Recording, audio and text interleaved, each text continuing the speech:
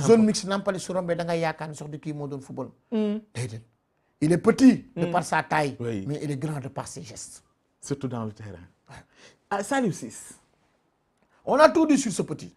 moom itam ba ma koy woo Zoom ci émission ba. dama génne gars yi non mais Saliou Ciss am na gars yu ko gën. moom itam juumloo nañu bëri. waaw Saliou. Saliou Ciss. Kalidou Koulibaly Saliou Ciss Lamine Gassama. ils ont essuyé tellement de critiques ñaar ñooñu. Lamine moom en 2019 ñëpp a d'accord après ci moom. waaw Saliou Ciss bi dem na ba bokk ci équipe type CAF bi. Coupe d'Afrique bi moom itam ñëpp d'accord nañ ci moom. Saliou beneen facette lañ gis ci moom. xam nga facette la footballeur. man j'ai regardé Saliou à Nancy. technicité bi nekk ci moom il est très fort. c'est un très bon joueur. un Saliou Ciss peut te jouer un numéro 10. oui. parce que xam lan la dafa mën a football. et le 1-2 bi nga xamante ne moom la doon permettre à Sadio Mané jouer. Sadio da ngay gis ni il était à l'aise. et encore sax gis na match Coupe d'Afrique bi nga xamante ni moom la Saliou Ciss def. une très bonne CAN. boobu teen Aliou Cissé nañ ko ci féliciter. parce que il a cru en Saliou Ciss. neex mu dugal ko naqari mu dugal ko tey Saliou Ciss la donné raison. Aliou a eu énormément de victoires ci Coupe d'Afrique bi. Bouna Sarr. Bouna c'est la révélation. 2-3 premiers matchs Coupe d'Afrique moom moo nekkoon homme du match. les 3 premiers matchs Coupe d'Afrique bi moom moo nekkoon homme du match ñëw na dugal boppam carrément ci équipe bi. waaw moom itam dafa mën a football parce que xam nga moom formation football club de Metz excentré la doon joué. ñëw Marseille di football excentré après ci la Marseille jël wàcce ko li nga xamante ni moom mooy latéral. un latéral droit léegi da nga war a technique war a mën a football numéro 10 wala mën a football excentré mën naa la jox exemple Dani Alves. c'était un excentré bi muy football FC Séville. côté am ku tuddoon Diego Capel. moo fa doon joué. moom moo doon joué moom sur la même ligne. des fois mu coulissé. Alaba. c'est un latéral. mais dañ ko doon football loo milieu de terrain ba léegi sax dañ ko football loo axe. nga poste yi léegi ñoo changé moo tax Bouna était à l'aise. moo tax de même que Saliou Ciss bi nga wax sànq. non surnombre bi ñu doon def. da doon rapide ci ñoom parce que dañ ko tàmm. dañ doon def le surnombre dédoublement bi da doon gaaw ci ñoom moo xam muy Saliou Ciss. moo xam ji Bouna Sarr parce que ils ont l'habitude de jouer très très haut. moo tax dañu doon wax ne leen défensivement ils ne sont pas bons mais offensivement ils apportent beaucoup. parce que loolu la ñu xam ce sont des joueurs offensifs dans l'âme. moo tax mën nañ la apporter quelque chose daf may xaw a jox tuuti le latéral marocain. Achraf Hakimi. Achraf ay xool ko coup franc ba. moom loolu la may jox Achraf Hakimi la may jox. ce sont des joueurs des latéraux yoo xamante ne modernes. c'est ce qu'on appelle les latéraux modernes à l'image d'un certain Cafu à l'image d'un certain Roberto Carlos et d'un Marcelo aussi. Abou Diallo. ah oui. kooku c'est kooku moom laa tuddee Abou Diallo moom laa tuddee Panthère Noire. Panthère Noire.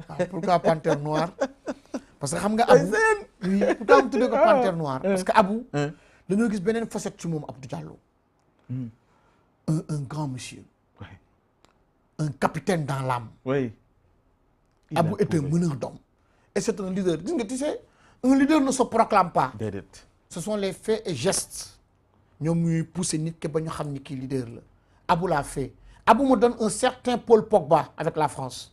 Oui. Abou. Pogba. Un Paul Pogba. Il parle avec les joueurs. C'est pas pour rien. Xam nga Abou nekkoon na capitaine équipe nationale France Espoir. Sylvain Ripoll, un entraîneur bu France, entraîneur Sylvain Ripoll, entraîneur Espoir France. C'est un entraîneur méthodique. Ku muy jox brassaram da koy wóor ni da la ko jox. Parce que dafay xam li nga mëne. Abou Diallo a été capitaine de l'équipe de France Espoir. Et li ma gën a neex ci moom. mooy demi-finale bi. bu ñu paree. zone mixte mu romb. zone mixte naa la joxaat beneen anecdote. anecdote yi laay bëgg mbay nga koy fàttaliku waale dafa am solo. bi ñu paree zone mixte. muy romb di dem y avait d'autres confrères qui étaient là-bas. dama ñëw vers lui ne ko Abou. mu ne ma ne ko qu'est-ce que tu ressens? Qu'est-ce que tu ressens? Tu sais ce qu'il m'a répondu? J'aime mon pays, le Sénégal. Pape Fala yem posé tuma dara waxaatuma ko dara dama ko bàyyi mu dem parce que xam nga su ne j'aime mon pays le Sénégal ça en dit long. et pourtant mënu na ko cee bañ a fekk Pape Abou Diallo amul fi ay bàjjan ak ay nijaay yu bari. mais déclic bi def Abou xëy bés rek ne jabaram nañ dem Sénégal. kenn xamul loolu lan la. c'est-à-dire loolu lan la kenn xamul loolu lan la Pape. loolu xam nga lan la mu jóge fa dellu ci consulat ba. gaay naan ko waaw xaaral ñu ba Aliou Cissé mu naan sama yoon. waaw kon man nañ ma defal samay këyit rek lan la kon seetaan gi interview. oui bien sûr. kon xam nga revenir ci sax dafay c'est une perte de temps. c'est-à-dire man loolu may. parce que booy bi il est déterminé déclic bi. il est déterminé et il aime son pays il aime le Sénégal. il est déterminé et il aime le Sénégal et pourtant Abou Diallo mi avec ses performances là à gauche en France day jëli ji place Lucas Digne. Ah oui. day jëli ji place Ferland Mendy. Ah oui Abou Diallo xale la et xam nga luy chance am mooy il est polyvalent. Oui. Il peut jouer dans l'axe comme il peut jouer arrière gauche. Oui il peut jouer dans l'axe comme il peut jouer arrière gauche et il a un bon mental. Borussia Dortmund axe central la fa doon jouer jël place ñëpp moo taxoon ñu bàyyoon Mats Hummels. Oui. mu dem Bayern de Munich. Il a su remplacer dignement Mats Hummels donte Mats après ñëwaat na. mais après booy bi dafa ñëw il est polyvalent su desoon France. mënoon dem xëccoo ji poste ak ñoom Digne mënu ko. Ferland Mendy mënu ko. mais il a préféré prendre le Sénégal. loolu dañ ko ci war a moo tax leen président may man dama ko xeeb. oui su ma ko waxee gars yi naan ma mais mbay 50 millions man ne man dama ko xeeb bànneex bu ñu booy jox ëpp na 50 millions. keroog la génn fii Sénégal stabilité yi booy def fii loolu ëpp na 50 millions ëpp na 300 mètres carrés kër nit ku lay bëggal mënuloo koo fay Pape Ousmane. ah ëpp na 300 mètres carrés ëpp na 500 mètres carrés. ëpp na ko Cheikh Gueye. Cheikh Kouyaté ou Pape Gueye. Pape Gueye plutôt Pape Gueye. Pape aussi il a apporté quelque chose et pourtant il est venu tardivement en équipe nationale. mais il a apporté quelque chose cette chose mooy la stabilité bokk na Pape bokk na waaw. Mon Pape l'a tuddee l'étalon noir. L'étalon noir. Oui. Gaucher magique bi. waaw l'étalon noir parce que xam nga il est élancé Élancé. machallah encore il est tout noir. moo tax mu tuddee ko l'étalon noir. Cheikh Kouyaté. ah oui c'est la constance. ah loo ko contre seedeel ko bëgg équipe nationale ak bëgg réew mi da ngay dégg Cheikhou dafa war a dem mais heure bu ñu nee Cheikhou dafa war a dem Cheikhou ne leen maa ngi nii toog Cheikhou mooy Highlander Duncan MacLeod Cheikhou est bon. Cheikhou est bon. Non Cheikhou est bon. Cheikhou est bon te saa di xam nga li garaaw ci moom mooy.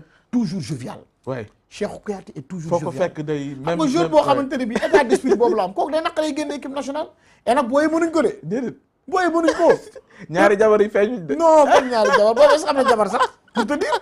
il est bon. Cheikhou Kouyaté est toujours jovial. il est bon. et encore il fait de très bons matchs. Cheikhou est bon. Cheikhou est bon. Gana Idrissa. Oui, il a été constant. Beaucoup me disent que ni, les gens me disent que ni, Ghana n'a pas réalisé une très très très grande Coupe d'Afrique. Bon, je dirais que ni Ghana c'est à son Ghana. C'est à son Ghana. C'est à son Ghana. Ghana c'est à son Ghana, le piment. Oui. C'est à son Ghana. Le meilleur gardien. Edouard, xam nga Pape, j'étais parti à la cérémonie Ballon d'Or où oui. France Football bi. FIFA. Au mois de décembre. En France, Châtelet, j'étais là-bas. Il y avait des confrères, il m'a fait tu mets le nom Gilles Amar. Oui. Il y avait Gilles Amar, il y avait Messaoud Benterki. Il y avait Gilles Messaoud Benterki. Et maintenant, avec Olivier Talaron. Nous avons waxtaan. On parlait. Nous waxtaan.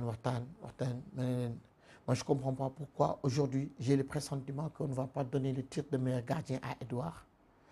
Gilles Amar, Olivier Talaron ak Messaoud Benterki, ils m'ont dit, bon, vous savez, l'international, mais ouais, l'international, vous savez, ça va être compliqué. Hein? Oui, je sais que ça va être compliqué.